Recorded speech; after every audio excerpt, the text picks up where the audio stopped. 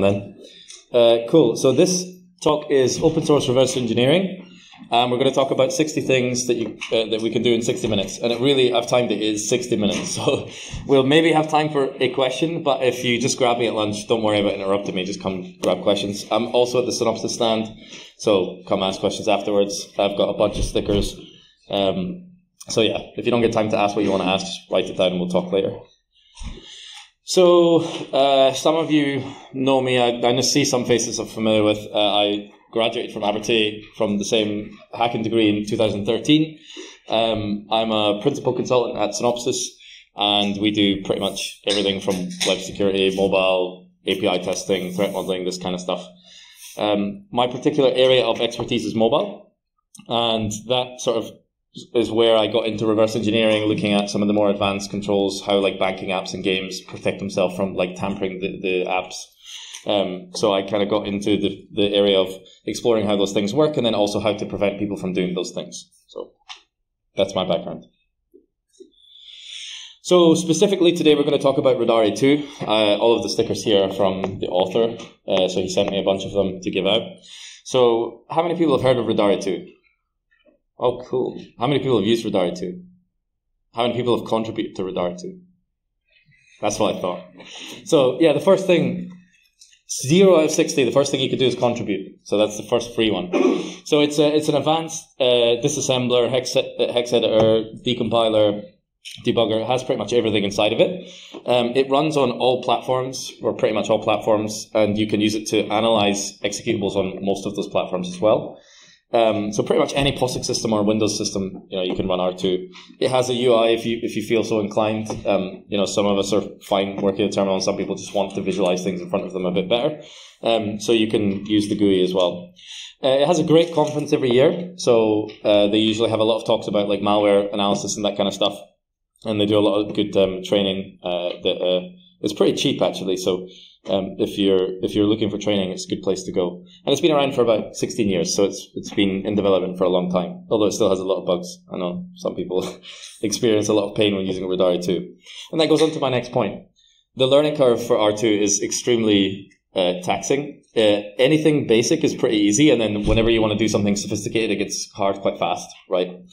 So the goal of this slide really is going to be kind of jumping all over the place, showing you different things you can do with R2 in case you're not familiar, or maybe you didn't know that these features exist. So you can kind of use the slides afterwards as like a cheat sheet. There's many cheat sheets online that are at various states of maintenance. So this is kind of an up-to-date version of various things that you can do. So the first thing you can do, I don't know if the brightness is great, but you can use the is command to list the sections inside of an executable. So in this example, we can see we have a section called rickroll. So you might be looking for like, the code or the strings or various other things inside of a binary. So often the first thing you're going to do is just look up what the strings are, look up the section, see if there's anything interesting. In some advanced apps, they tend to put a lot of stuff in there, like checksums and signatures that they'll use to verify other parts of the code to resist tampering and stuff. So often you want to just get a quick insight into what's there. You can also use the px command to print like a hex dump of information at a given address or an offset. So depending on what kind of file you're looking at, you could just ask it to dump a bunch of data. So pretty basic stuff. You can also ask it to print a string. So maybe we don't want a particular bunch of hex bytes, or we don't want like more information than we need. We might just want the raw string if we know it's a string. And this gets very useful when it comes to like automation and writing scripts and tools that use R2. And we'll talk about the APIs it has in just a bit. But if we know it's a string and we want to pull just the string out, they have commands that we can use just to do that. You can also overwrite things inside a binary. So let's say it has a message inside the program like, hey, you're not an admin, you could change the strings, play with things a bit just for fun, explore how that works. You can also overwrite various things inside the binary that might be used for, tamper checks and that kind of stuff. So you can replace bytes in the binary, you can also replace strings, and all of those commands start with W for write. So by default, if you open up a binary, it's not going to let you write and overwrite the file on disk. So you can make a bunch of changes, you can patch functions, you can make changes to instructions, and you'll still be able to view all of your changes. It's as if the binary has been changed. but it wouldn't actually, write that to disk until you commit it. So if you open the binary in write mode, as we'll see later on, when you make these changes, you'll actually be overwriting the file. So obviously, whatever you're analyzing, make sure you've got a backup.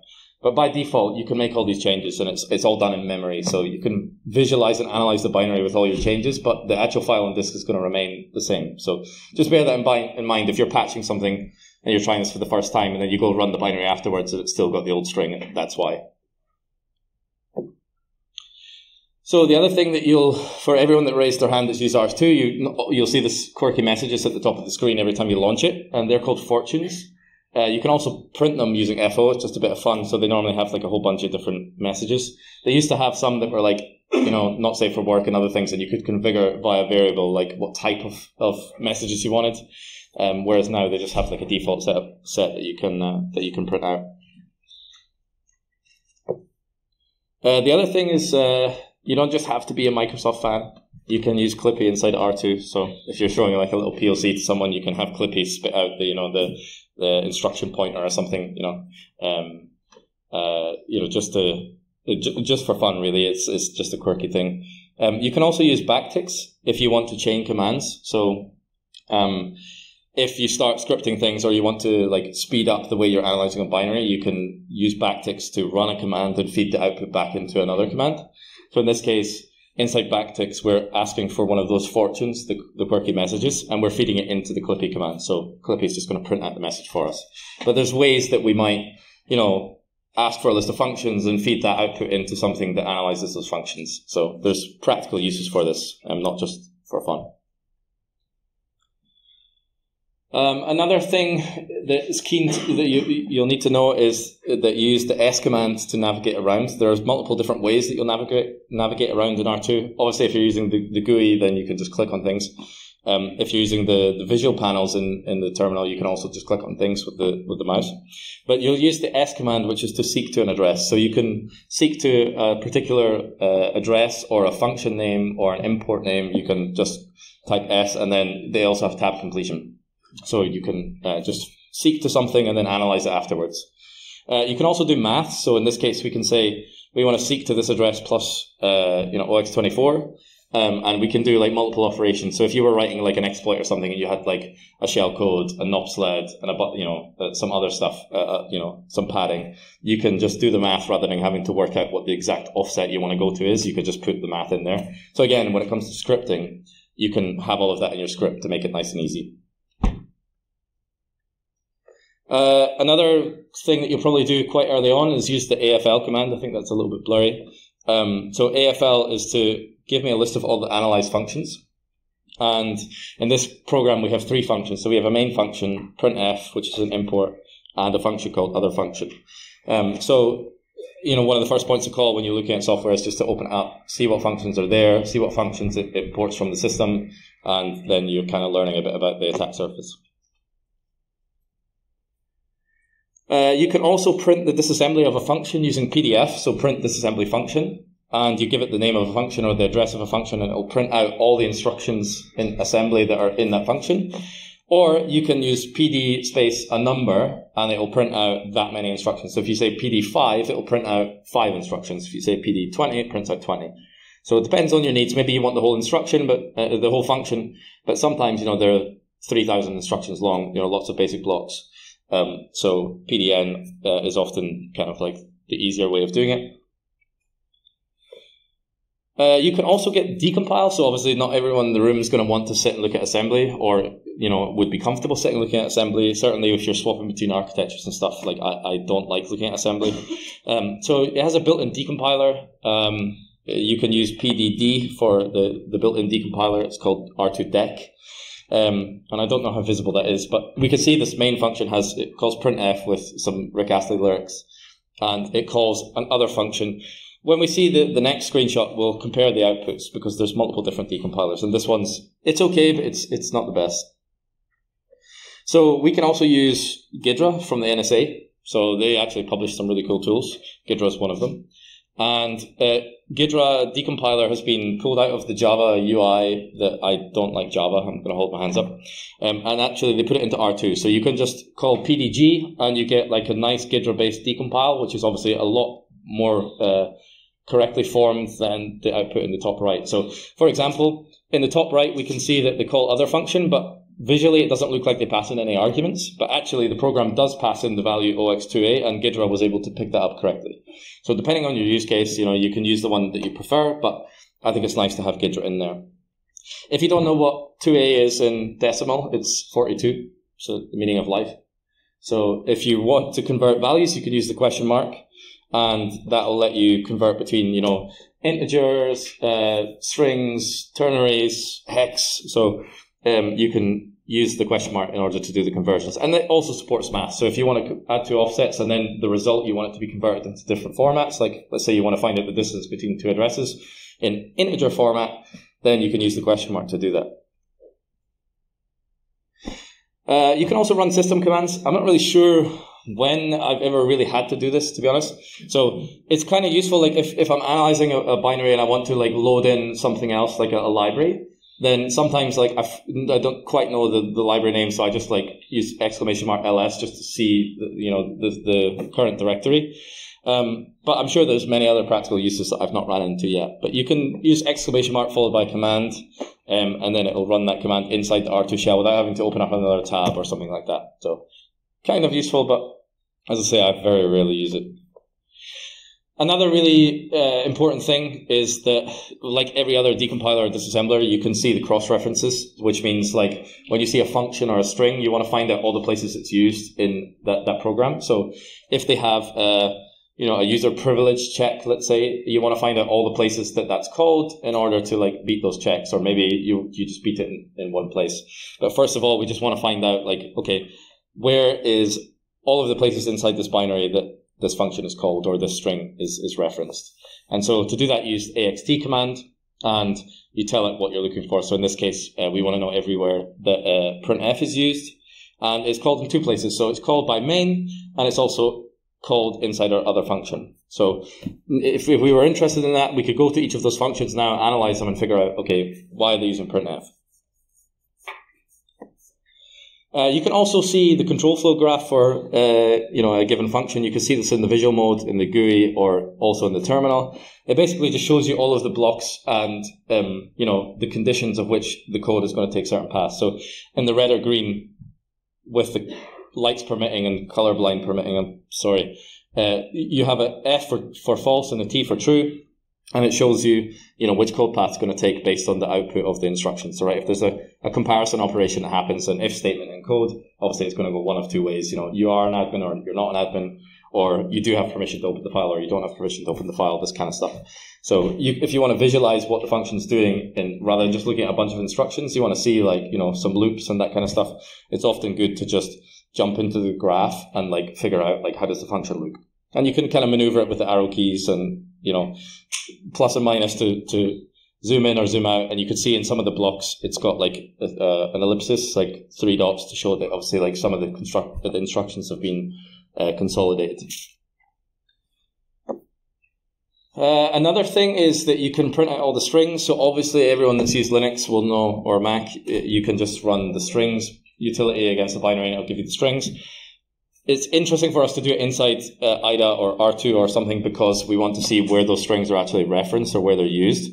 So, for example, let's say we have an Android application that's that complains about the device being rooted, right? Let's say we're finding it very difficult to find all the obfuscate functions that are doing the checks. They might have an error on the screen that says, hey, you're not allowed to use the device is rooted. If I can find that string in the list of strings, then I can find where that string's used in the code. Then I've now found the place at which I'm caught. And then from there, I've found the place at which I've been detected. So quite often you want to find the messages on screen to work backwards to find the control that you're interested in, if you're finding it hard to find the control itself. So yeah, you can find strings using other tools, but here we get the offsets. We can pass those into the axt command to find where the cross-references are, find all the places that those things are used. We can also use the tilde operator to search. It's kind of like a grep. Or tilde and a plus will do case-insensitive grep.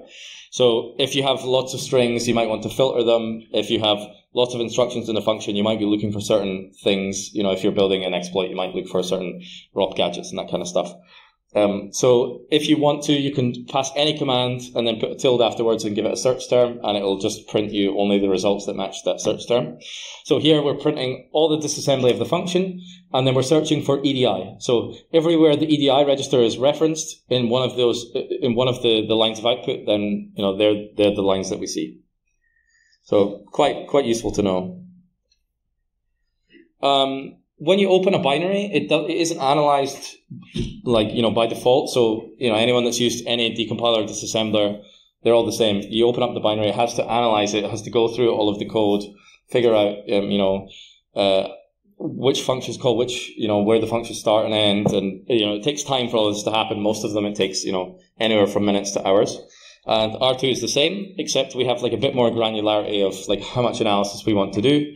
If you give it a AA, it'll just do some basic function analysis. And if you give it AAA, it'll go through and look at all the function calls. It'll find and parse C++ V tables. It'll also give you return information from the functions for various different things. So there is some grounds to running AAA, but quite often you might just want to cherry pick some of these commands in parentheses that better match your needs. So sometimes running all of the analysis, actually it takes longer than you need and can actually sort of mess up some information that you might otherwise need. And as a quirky Easter egg, you can actually give it a whole bunch of A's and it'll tell you that someone's coming out to your house to help you fix the problem. So another thing is it's very customizable. So you can run the equal command. It'll tell you all of the themes. I use the top one, which is IU. And on the right hand side, you can see if I set it to matrix, I get a bunch of green stuff. And then in some of the other ones, I've got pink at the bottom and one dark in the middle. Again, the lighting probably doesn't help you see it, but you can play with the different themes. You can also customize them or write your own themes. So you get the terminal UI or just the terminal command line client itself to look, how you like it, how you prefer with your colors. You can also chain commands with a semicolon. So in each of these two bubbles in the middle and the bottom, I set the theme and then print 5 instructions just to show the colors. So quite often, again, you might want to chain commands with semicolon, to analyze a function, print out some instructions, and then, parse pull a value from a register, for example. So chaining commands can be very useful to speed up your analysis. So it has visual modes inside the terminal itself. You don't have to use the full-blown GUI. You can enter visual mode with the V command, or V exclamation mark will give you visual panels mode. So on the bottom right, we have a list of all the functions, the symbols. On the top right, we have the full list of analyzed functions. In the middle, we have our disassembly view, and at the top, we actually have a terminal-based menu. All of this you can use the mouse or the keyboard to interact with. So you can actually configure what panel goes where. You can click on offsets. You can use the scroll wheel to scroll through the disassembly. So it's sort of a bit better experience than just using the CLI, but it's not quite got the bloat that comes along with running like a full GUI. And if you get really bored, you can take a break and play 2048. So if you go into the visual panels menu, under help, I think it is, you can choose to play 2048. So if you're waiting on a long analysis, you can just play some games and stuff inside R2, just again, for no other reason than why not. How are we doing on time? Yeah, about right. 25 minutes, 25 points. So another thing we can do is we can use the IT command to get all the hashes for the file that we're looking at. If it's a malware sample, or maybe we just want to make sure that we're looking at the right build from a customer. IT will give you the hashes in various formats, and if we stick a J on the end, we can get the output as JSON. So again, if we're writing some tools and we want it in a more code-friendly format, we don't want to split things at delimiter and pull out the second chunk of text. We can just get it as JSON and then we can parse it easily. If we use the search operator and then some curled parentheses, we can actually get it to pretty print the JSON. So it's a lot easier looking at the second screenshot than it is the first one. So we get the color formatting and it's obviously pretty printed and indented accordingly. And if we want to parse it directly in R2, you can specify the scope from within the JSON that you're looking for inside the curly parentheses. So in the third screenshot, you can see that I want the MD5 entry, and it gives me the value back from that. So again, if we're scripting things and we know exactly the command we're running and what the outputs are meant to look like, it's very easy to parse those out and build some sort of tools that you might put in like a CI/CD pipeline. So in terms of scripting, there's many different languages, and each language has its own sort of set of support. There are kind of three main languages that are first-class citizens: C, Node.js, I think, and Python. And so if you choose them, generally you have access to like pretty much most of the features. They have some limited support for languages like Go and V and other like kind of well, Go is not obscure, but they have some obscure languages in there that have lesser support. So if you do want to build some tooling and you do want to do like firmware analysis, as part of your studies or whatever, and you're thinking about using R2, just have a look at the languages first so that like you pick one that's gonna, you're not gonna get halfway down and find out it's not possible. So in this example, in Python, we could just open up like ls and we'll just print out all of the imports using II. But notice again on line 8 that we do IIJ, and that's so that we get the output as JSON. So we just go through in a for each, print out all the function names, and on the right hand side you can see them all listed in blue, just as a basic proof of concept. So yeah, if we want to, let's say, find out like which APIs are being called on a system, you might do this for something like Android or iOS, where you want to find out, you map out all the privacy related APIs. You want to find out if any apps quickly scan them, find out if they use any privacy related APIs, just to create like a privacy score, that kind of stuff. It's very basic, but you can get some interesting results. And this graph is on the R2Pipe GitHub. This kind of gives you a table, I guess, of all the different features. So as I said, C, Node.js, and Python are kind of the best supported. But you do have moderate support for, C# and Perl. Swift even has some decent support. So there are other languages, and you might find that in that table you have everything you need. Or you can have a play with it and find out you have everything you need. But if you want everything, then it's easier to pick something like JavaScript or Python.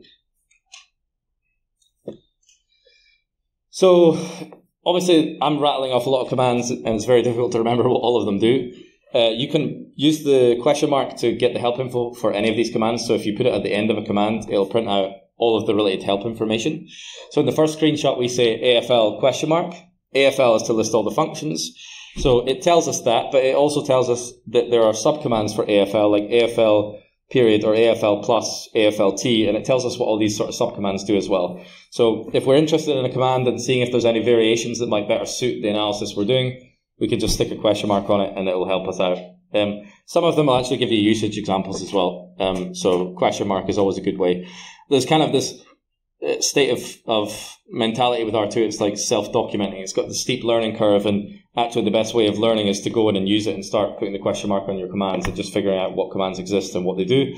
Not everyone works that way, but certainly if you're forgetful and you're not quite sure if you're using the right command for the job, question mark's going to be a help. Recently, about 3 months ago actually, they implemented a change where you could just type a command and hit tab, and then it will print out the help message for you. It's on by default. You can configure it off. But again, if you're just typing commands and you want tab completion, it just gives you the help information. So you can use that as well. You can also print data as a QR code. So PQ and a number will tell you, like let's say PQ20 will print out the next 20 bytes as a QR code, or you could say PQZ, which will make a QR code based on the current string at the address you're seek to. So you can quickly export data to other mediums. Copy it from a laptop to something else if you wanted. I don't know when you would practically use this, but again, it's capable of working with QR codes. In the winter, another Easter egg is you can turn on snow mode. I didn't even know this existed until I went hunting for Easter eggs for this talk. So if you use the left parenthesis in visual panels mode, it just sparkles some snow while you're, hacking some malware. I don't know, kind of cool. The other really cool thing that I like, that I find really useful for my particular job, is converting instructions into hex pairs and vice versa. So I do a lot of stuff where I'm looking for certain opcodes and instructions for signatures that many commercial like anti-tampering products do for protecting games or banking apps. And so I tend to profile some of the instruction patterns that they have, but searching for that stuff is really expensive. Like, it takes a long time. Some of these binaries are massive, and the instructions are that I'm searching for can be, you know, let's say 10 instructions with some wildcards in the middle that are unpredictable. And so those searches can be very costly. And in a mobile app, for example, or in a game, you might have the main app as well as like many libraries where the controls can be split across. So this is really costly. So what I tend to do is I'll convert the instructions, like in the first screenshot, I'll convert the written instruction into hex pairs, into opcodes, and then I'll do a hex-based search, which is basically lightning quick. Like, the results come back basically by the time you hit enter. So it can also be useful to convert back. So if you're looking at like signature patterns, I've seen products that actually spit out the hex pair opcodes that were identified and flagged, or I'll find them in a buffer, and, you know, when I'm debugging the app. And if I want to map them back to, you know, to instructions, you can do it with PAD as well. So this will actually, it will use the architecture of the program you're analyzing, or if you want to be explicit, in the top example, I tell it it's ARM and 64-bit, and then the final hyphen says I'm not opening any program, just a blank session. So in this case, I've explicitly told it I'm looking at 64-bit ARM, right? Whereas if I was looking at a PowerPC executable or a Game Boy ROM, it will work based on the particular architecture I'm looking at. Another thing is that you'll always get in the habit of writing comments, same as if you're using IDA or Hopper or something else. As you go through and analyze functions, you'll want to do two things. You want to rename them so that they have more intelligible names, right? So not often are they going to be called like other function. They're going to be, the symbols are going to be stripped, and they're just going to be, you know, named as the offset that they're currently at in the binary. So typically, once you figure out what the function does, you'll rename it so that when you see it called by other functions, you'll say, okay, that's the user check, or this is the decrypt config function. And so when you're analyzing other functions, when you see those names, it helps you understand what those functions then do to rename them as well. Another thing you'll do is add comments so that when you go back to things, or you're looking back through things, the comments tell you like what you've already analyzed, so that you're not having to go through and work things out again. Because it is sometimes complicated, especially with polymorphic code and like malware that does, like, you know, packing, has packed code and stuff like that. It can be a little bit painful at times. So keeping comments in your code is good. In R2, you can do it with the CC commands. So in the first bubble, we add the command pancake was here. Pancake is the main author of R2. And we tell it to add that comment at a specific address. And we can see it over on the right-hand side. The comment is actually in yellow. It's just grey because I've highlighted it with the cursor. So we get the comment in grey. And then if we want to remove it, we can use CC minus to get rid of the comment at that address as well. We can also list them and do various other things, update them and so on. The other thing that's really useful is if you notice all the text in green after the semicolon, this is an environment variable inside R2 that I've turned on. It's quite useful when you're jumping between architectures. It's basically a human description of what the instructions do. So if you're new to that particular architecture, or you're not that great with assembly, or you're just learning things, it's quite good to have that turned on, because it's not really in the way. You still get all of the other information, but it serves as like a refresher or a reminder of like, okay, it's like pushing this value into this register, or this subtracts things from the accumulator. So it's just a way of basically helping when you're, you know, learning a new architecture, that kind of stuff. And I just leave it on because it doesn't get in my way, so it's useful to have. And as I said, renaming things is typically a given. You're not going to rename the whole binary, but anything that you find that's interesting, any function that makes that's particularly relevant to your analysis, like, you know, it's a good idea to rename it so that you're able to see what those things do. So in the first example, we have other function, doesn't really tell us much. If we go there and find out that, yeah, okay, it takes the value 42 and it prints it, this is printing the meaning of life.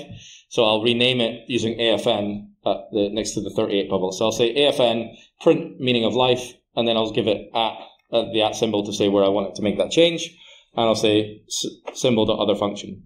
And so now when I do PdgA and print the decompiled code again, it's now called print meaning of life. So whenever I'm looking at the decompiled code, or indeed the disassembly, you know, I see the updated function names. And as I say, this is maybe a contrived example, but if this was a config decryption, or you know, some logic that unpacked some code, or decrypted a class, you know, it's useful to see those names rather than just some gibberish. Another thing for if you're learning this stuff that's really useful is if you use PdgA, so it's one of the subcommands for GUIDRA, you would find this if you do PdgA ?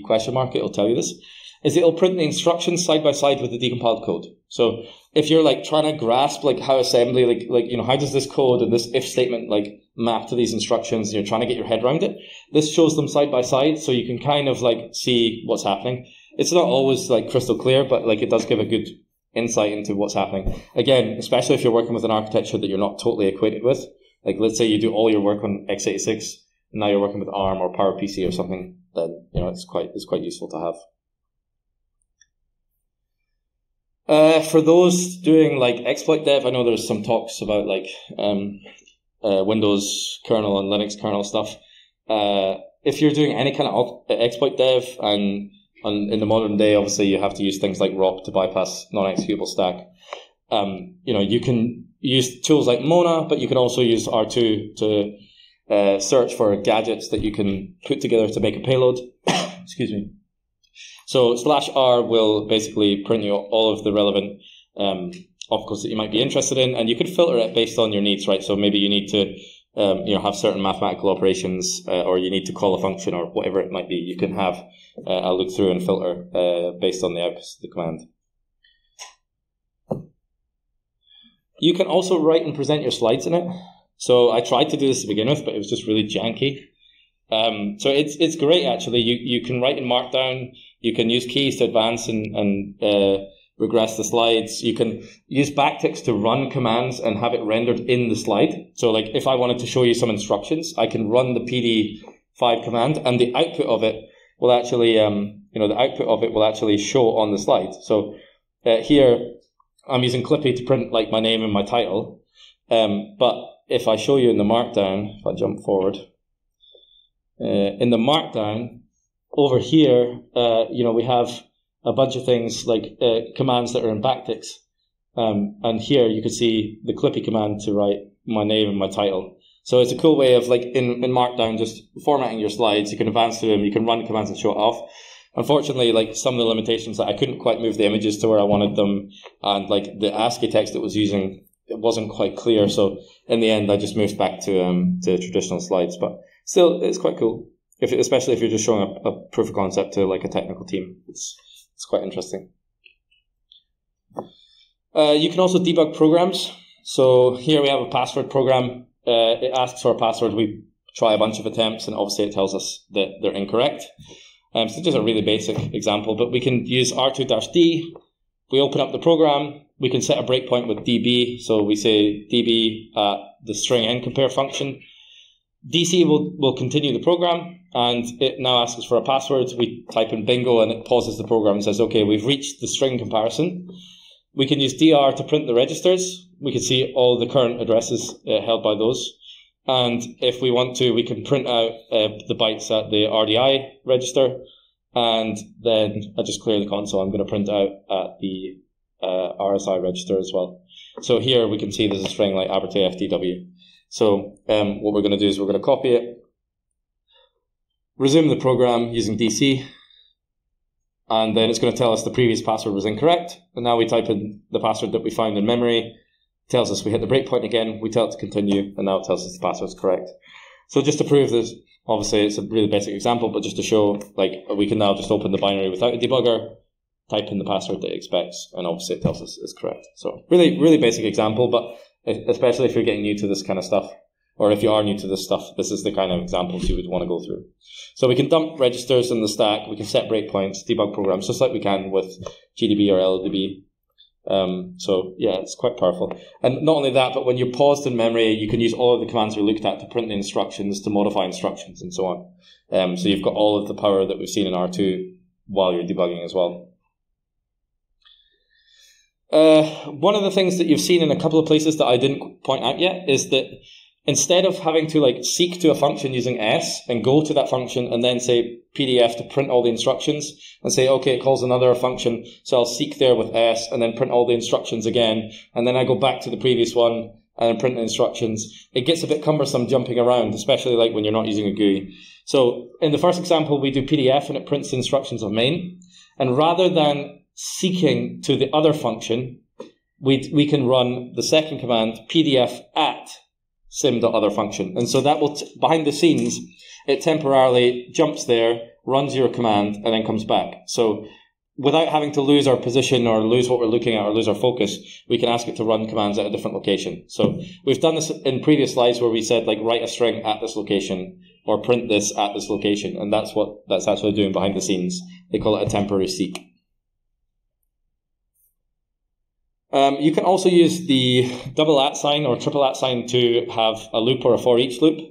You can, for example, say, print the disassembly of two times. So we want 2 instructions, and we want to do it at every function returned by the AFL command, right? So AFL gives us a list of all the functions, and for each of those, we want to print out the first 2 instructions.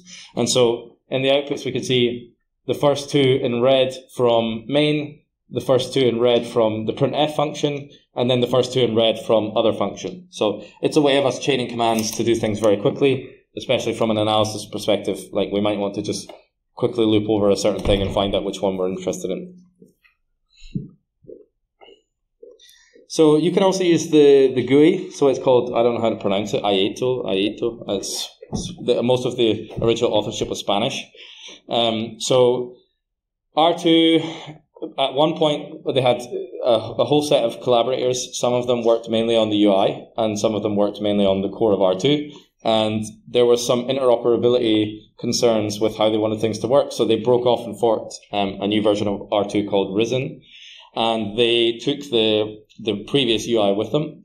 And so now the latest UI that's revamped and is kind of like the de facto UI is called Aieto. And that was the original name of the UI back in the day. So it's kind of like, an Easter egg that they've kind of renamed it to that. But yeah, I mean, again, the lighting's not great. You can check the slides afterwards, but it's very, aesthetically pleasing. Everything's in configurable positions. The colors are great. You've got a little mini map of the control flow graphs. You've obviously got a big visualization of the graph in the middle. In the top right, we have the decompiled code. And again, you can configure how this all looks. Bottom right, we have like a hex view. And over on the left, we have all the instructions. So we can scroll all this. On the very left, we have our function list, so we can navigate through them all. We can filter through them all. And we can attach, a debugger using the green play icon in the top left. So we can actually see things in memory and set breakpoints, like, using the cursor rather than having to like type commands. So a lot of people do prefer to use it. If you want to, in this box here, you can actually run R2 commands. So you can be in the UI and still use R2 commands. That's totally fine. So yeah, it's quite a powerful tool. And as I say, there's a web UI as well, and even a WebAssembly variant of that as well. And yeah, you can configure pretty much everything. So there's a huge amount of environment variables, and I don't mean like your shell environment variables. They're what they call environment variables inside the realm of Radari. They configure like how strings are filtered. They configure how JSON is encoded. They configure, as I said, what type of fortunes you want, what type of messages. So on the screen, quite near the bottom, you can configure whether the tooltips are shown at the start or not. There's just a huge amount of stuff, especially concerning how programs are analyzed. You can configure a lot of the ways that that works by default. So as you become kind of like proficient in using R2 and use it more and more, you'll actually delve into configuring it like exactly the way it works for you. And here's one example of that. I'm setting one of the environment variables as a command line flag. So there's a text to speech for all the fortunes. So I'll play that for you now. Hopefully it comes through. There is a branch for that. Polish reversers blame Git. Feed the bugs. A Git pull a day keeps the seg fault away. I did it for the PWNZ. There are 5 minutes from WTF to fix in R2 lab. Order pizza for $12.48. YN. Yeah, so I don't know if anyone would ever want that on, but you can. It's kind of like a meme about the pizza. So one time in the conference in Barcelona, they were like basically having this discussion where they said that like everything we ever want to do, we just put it into the one tool. And so at the same time, someone was talking about doing the pizza order for the conference. So they actually created a pull request so that in the tool it would order the pizza. And so they ordered the pizza for the conference using the tool, which is why now there's a fortune that says, do you want to order pizza? You can't order pizza anymore, but like they actually add that into the code. So in C, someone wrote some logic that would order the pizza for the conference. Just because, yeah, why not? You can also pass in a predefined list of commands. So here I just have a file which is printing out 3 fortunes. It's printing the entry point in Clippy and printing out 2 instructions. And if you pass it in to R2 with -I, it'll run all those commands whenever you load up a binary. So again, if you're working with firmware or something, or you always run the same sort of set of analysis at the beginning, you can just have that in a predefined file. And, you know, or let's say it's an Android app, you might want to like list all the classes and list all the methods for those classes. You might want to look if any of the classes are privacy violations. You might just have those commands sitting in a file, and then every time you open an Android app, you just pass in that file and it does all of them for you, rather than every time saying, okay, I run this command and then I run this command and then I run this command. Like, you can just put them in a file and do it that way. Or if you go, you know, into the tooling route, then you would of course use the APIs and build like a Python tool or a Node.js tool or something like that. But still, it's useful to have. And as I mentioned way back in the beginning of the talk, if you want to permanently patch a binary or a program, if you want to, any changes you make, you want them to be permanent, open the program with -W, and that makes it writable. And so in this example, in the password comparison program that we ran earlier, we have a jump if not equals that jumps to the fail condition, and we want to change that to jump somewhere else. So we could say write assembly, jump if not equals, and we give it a new address for the jump, and we tell it we want to insert this instruction at the one and the address located with the red circle. And then after we do that, we can see now that the address that it's going to jump to is different, and we've successfully patched the binary. So if we run the program now, we'll see that no matter what password we type, we've converted the if statement. We've basically reversed the logic. So no matter what we type, it's going to tell us the password's correct. And yeah, obviously if the password was correct, it would tell us it was wrong. So just a basic example. Obviously, like in the real world, it's a lot more complicated, but you get the idea. Another thing you can do is you can, in iOS or Mac applications, you can list all of the classes and methods that are inside the program. And if you want to, you can filter them by putting the tilde search operator and then a ... And this lets you do like a real-time search. So rather than having to grep like repeatedly for different things, you get an interactive search where you can just type in and it even color highlights the things that you're searching for. So if you just want to quickly scan through the classes for particular keywords, rather than running a grep multiple times, it's quite good to just, use the tilde and then an ellipsis and then, just search through like that. Another thing you can do is R2 comes with a whole bunch of command line tools that are packaged with it. As I say, it's like Jack of all trades toolkit. So one of them is called Radish, and it lets you diff code. So you can take two programs and see where they're similar or where indeed they're different. And so I took a version of Nano, the text editor, and just patched it, inserted like 3 nops, and just to visualize how that looks. I've made the comparison, and you can see in red 3 instructions have changed to OX90, which is a nop. And if we print the disassembly of the 2 things, again, the lighting's terrible here, sorry. But in the 3 yellow circles, the instruction has changed to a no operation. So we can actually, if for example, let's say we see a CVE in a popular library like OpenSSL, and we know that the patch has been made for a particular CVE, but there's no proof of concepts out there, or there's no details about what in particular it was, then we might want to just like diff those functions so that we can actually see what the logic was that was changed, and then we can go and write a proof of concept, or if you're so inclined, like turn that into some kind of exploit. You can also analyze Android applications using APK. So there's lots of different URL scheme prefixes when you open files that sort of inform R2 how to analyze it, because at the end of the day, an APK is just a zip. So you can use the APK prefix to tell it that, hey, we're looking at an Android app. It even supports multi-dex, so lots of Android applications may have like multiple dex files inside of it. You can tell it which particular ones you want to use or to combine them. Again, that's a fairly recent change in the last year. Just like we did on iOS or Mac, we can list out the Android classes and methods using IC. And again, in this example, there's over 9,600 methods and classes inside this APK in the Deliveroo app. So I just obviously I'm only showing a handful of them.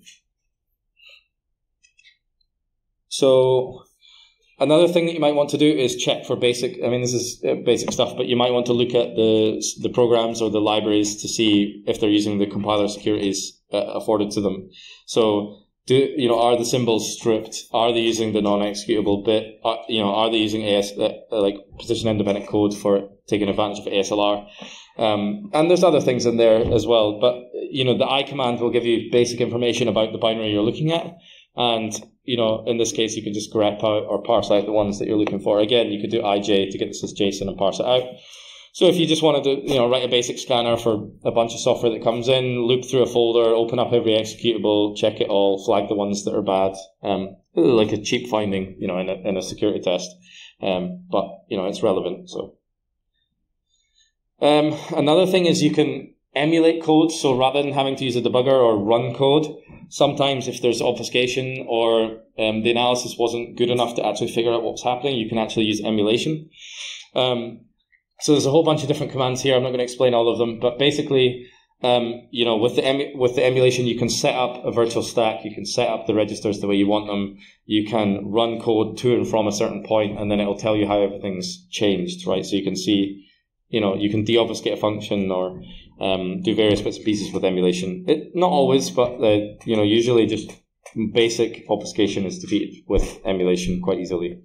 So in this particular example, I had a supervisor call. Again, the lighting's pretty bad, but on ARM, there's a call out to a kernel API, and it's telling me that it doesn't know which one. So it says 0 equals unknown. I ran some emulation, and then the next time I print out the instruction, it's telling me that it's a supervisor call for sysctl, which is an API for getting various runtime information, usually used to detect if you're being debugged, but you can use it for many things. So that's just one example of like a really basic way without having to run the app on a device or anything like that. I can just find out a little bit more information about what's happening. And of course, you can stick this all in tooling. So I've done this for mobile apps where they're heavily protected. And again, all of these commands can just be chained up in Python or whatever else. And, you can do this programmatically. So everywhere you find an occurrence of something that doesn't look quite right, use some emulation to resolve it. It doesn't always work, but in most cases, for me, I've had quite good success. The last thing I'll tell you is that you can analyze lots of various different things. I mentioned this earlier, but you can analyze Game Boy Roms. So I was doing this final slide last night, and I was trying to show you some patches in Pokemon, and I woke up in my chair like 3 separate times. So I decided I wasn't going to do that, and I picked a really basic CTF Game Boy ROM from the past. But yeah, so here we have a Game Boy ROM. We load it up in like some emulator, so like OpenMU or Visual Boy Advance or something. It wants a 5-digit PIN, and it's going to tell us if it's correct or if it's wrong. It's going to tell us fail. We can open that up with R2. We can print out the instructions, so we actually see like the Game Boy opcodes, which is kind of cool. Looking at all these old games like we played when we were kids and seeing like how they work and what some of the logic was. And in particular, there's some. And I'm no expert in Game Boy, but like there's an instruction CPOX3, and if you look at the description in the yellow on the right, it says it compares the operands. So this is another example where I was working with something new, didn't quite know what the instructions did, but the human explanation actually was able to say, okay, cool, so they're comparing, the value OX3.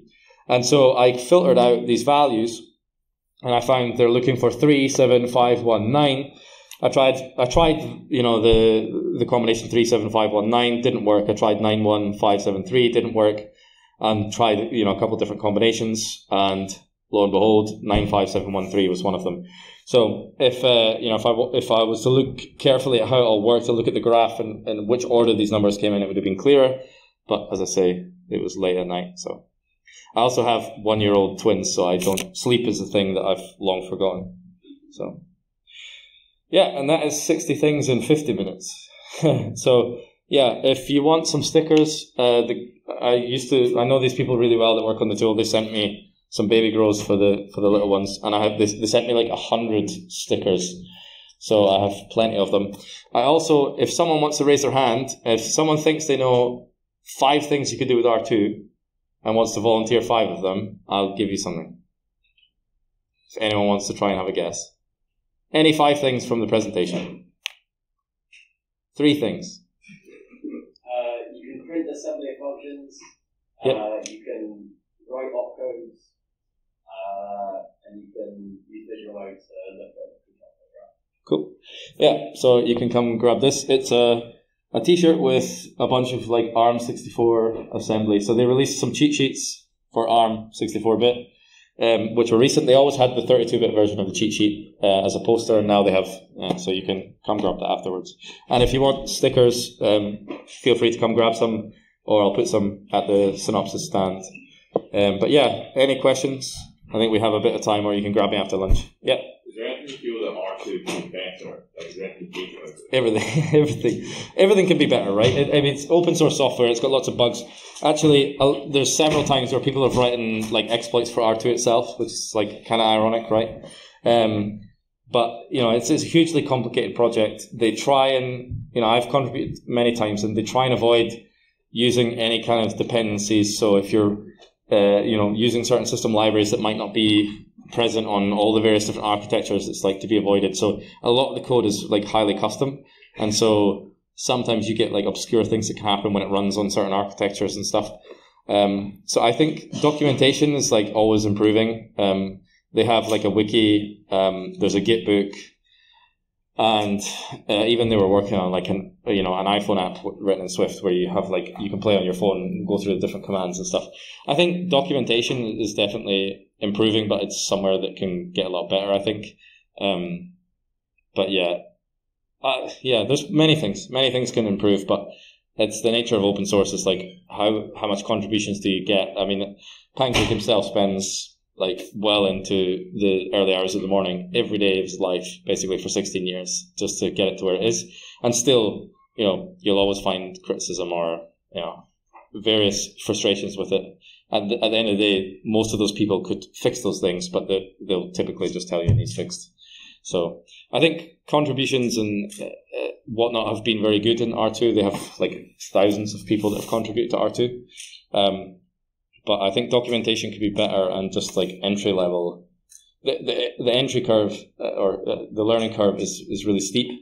And so talks like this, I'm not saying this was a great talk, but talks like this that kind of showcase all the interesting things of why you might want to use it to get people interested that might then contribute, I think are useful. A lot of the stuff out there is like very heavy, low level stuff, and that's great. You know, I love going through that content, but it's not always totally accessible.